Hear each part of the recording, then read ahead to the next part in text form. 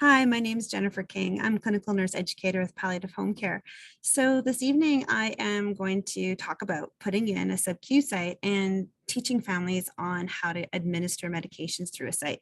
We do have a document for you to help with teaching your families, and it is several pages. The first one gives you your supply list so that if you're in the home ordering sub-Q sites, and it gives you a full list of everything that you're going to need to be successful. And remember, one site per medication.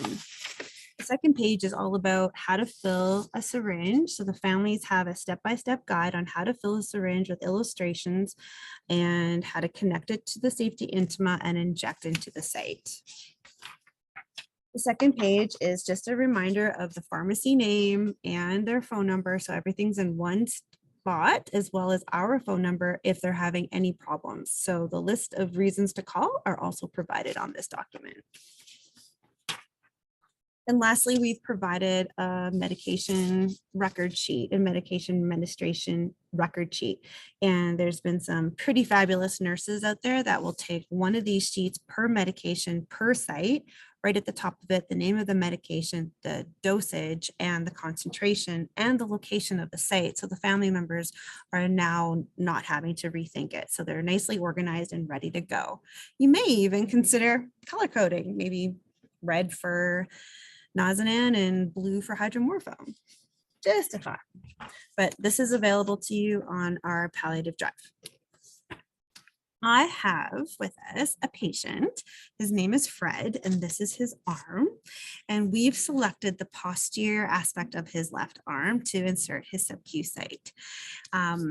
You can go ahead and insert on the posterior of the arms, the anterior aspect of the chest, the anterior aspect of the abdomen, as well as the lateral and anterior aspects of the thigh, depending on how much adipose tissue you can get, subcutaneous tissue, as well as ease for the family members to access the site to administer, as well as a comfort for the patient.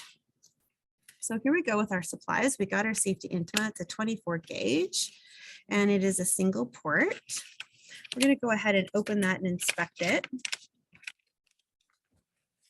Really just want to make sure everything's intact and well secured. So we have a cap covering our needle. We have a clamp that we don't need, so we're going to remove our clamp. There's two sides to the wings on the safety intima. There's a bumpy side. That side goes down, and the beveled edge of the needle should be facing upwards. And sometimes they get a little twisted, so you just want to twist inside the cannula. And then we have a cage at the end that will contain the needle once it's inserted. So we keep this all intact in one piece, and we do not prime it. We prime afterwards. And it's okay to do that because it's going into the subcutaneous layer, not into a vein, and the subcutaneous layer, a little bit of air will create a pocket for the medication to go into. Really nice. So what we're going to do next is actually get our site ready to go. So Fred has been through a lot. We're going to do our best here. We're going to clean the posterior aspect of his arm, and we're going to scrub it for 30 seconds with our alcohol swab, and we're going to let it dry for 30 seconds, remembering to clean everything that the site's going to be injected into, as well as everything that's going to be underneath the tegaderm. These sites can stay in for 7 to 10 days. So we really want to give it a really good clean.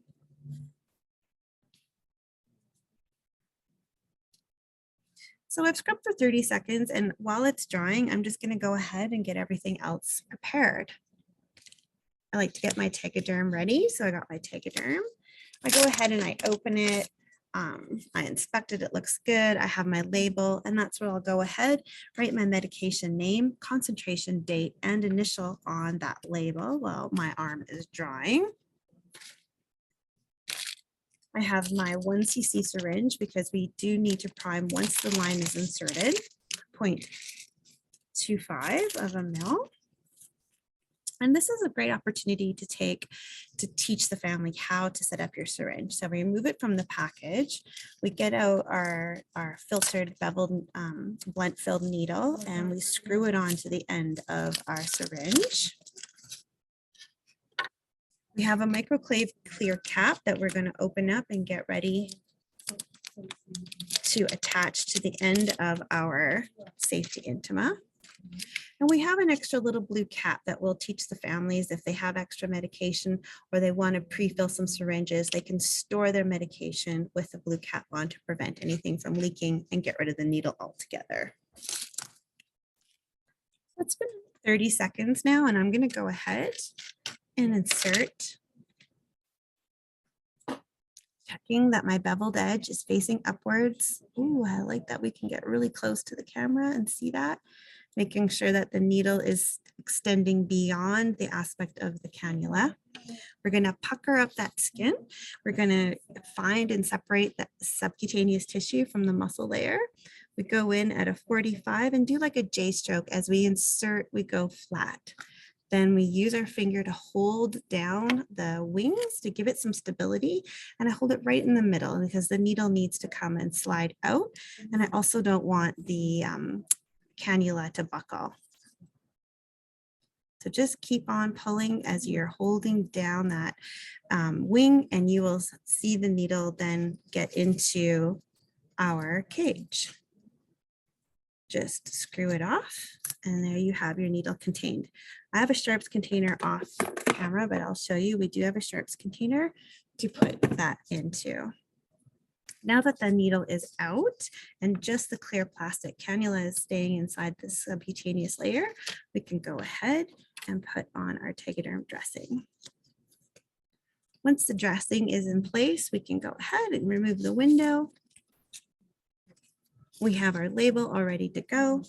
And because I know the family members were dangling down this way, they're going to be coming up under the pajamas. I'm going to leave the name of the medication, concentration, and date of insertion face upward so the family can read it. Next, what we want to do is exchange this cap. So here we have our microclave clear cap that has a little blue end on it that we remove, and it reveals the male end of our cap. We go ahead and remove the safety intima cap and screw on the microclave clear cap. Now we are all ready to go. We have our medication bottle, and this is the best time for us to start teaching our families how to draw up. We teach them our medication. We teach them the name of the medication. We show them the piece of paper that we are using to keep track of when we're giving our medication and how much.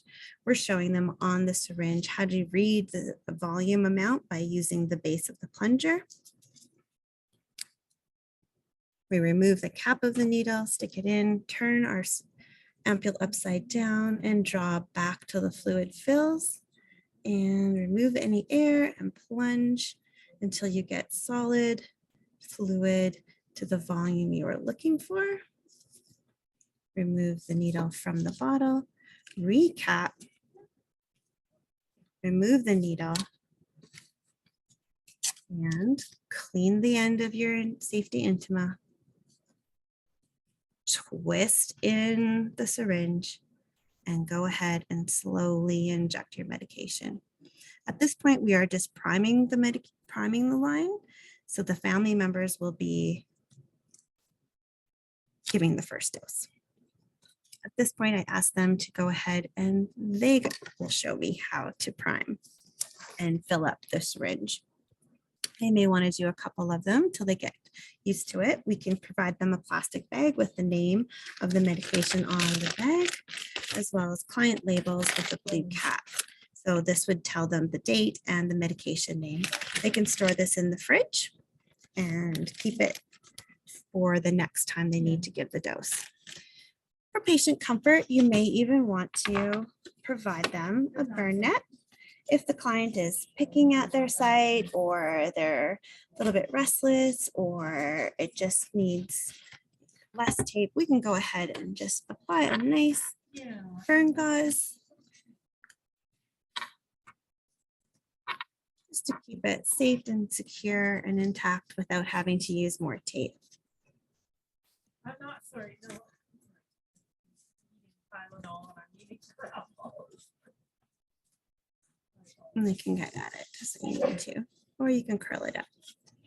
And that's everything. I hope this was helpful. If you have any questions, feel free to email me at jennifer.king@albertahealthservices.ca. Thank you.